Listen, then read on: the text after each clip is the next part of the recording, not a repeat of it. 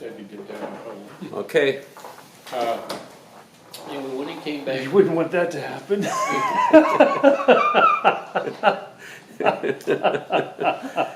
when he came back from Korea, he had this ring that he gave my mother from Chiang Kai-shek. And he would not accept a gift from, a foreign national. And then thought it was glass, but she went to have it repaired at one point in time. She needed a prong replaced so the stone wouldn't fall out.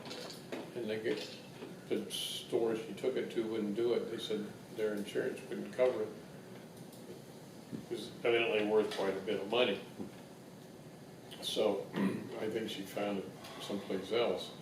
But want to do the rest of it? Well, I don't know, about how it's wrapped in a napkin, or? Yeah, no, it's okay. Anyway, she had that ring until she passed, and Ginger got it. So that was the story of his coming back from Korea. Anyway, we went to Fort MacArthur, which is in San Pedro. San Pedro had a bad reputation at that point in time. San Pedro, Port of Sin or something. Well, it was the third largest tuna port in the world. There's a lot of tuna boats. Then the tuna boats were small. They weren't these big, trawlers that they have today. And the fishing they would do would be snag fishing. They'd snag the tuna, throw it back over their shoulders into the bait well.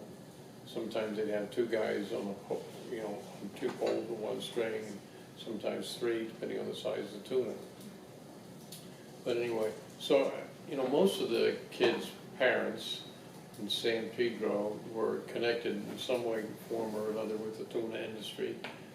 And our school population at the time, I think was like 1,500 students. I'm not positive about that. But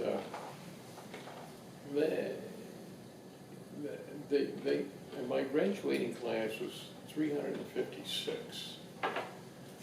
And a lot of the kids didn't finish high school because they went to work in the canneries, or they went to work in the tuna boats, or they went to jail, or they were pregnant.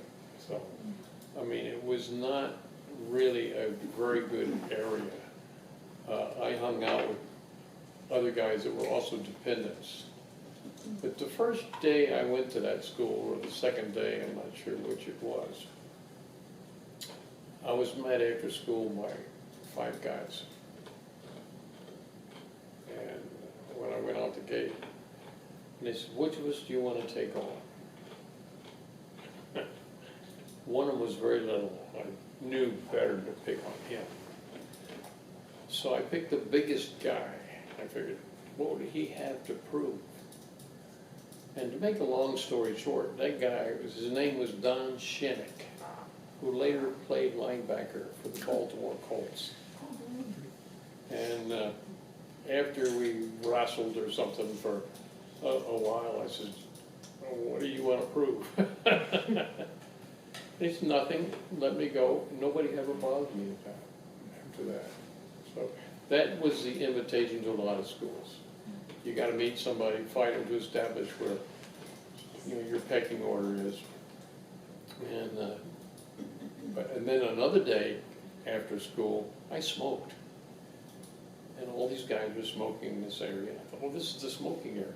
Because in Virginia, they actually had a smoking area. And so I was smoking, and what I didn't know is all the guys ditching their cigarettes and drifting off. And then the boys' vice principal, who was an ex-vice squad cop, stood about 6'4", came up and says, hey, young man, I went to see you in my office. I said, I'll be there in a minute, sir.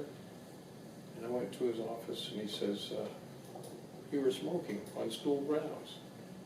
And I said, yes, sir, I thought that was a smoking area. I said, I won't give you that impression, but I thought it was a smoking area because in Virginia they had a smoking area. He says, out here we do not allow smoking on school grounds.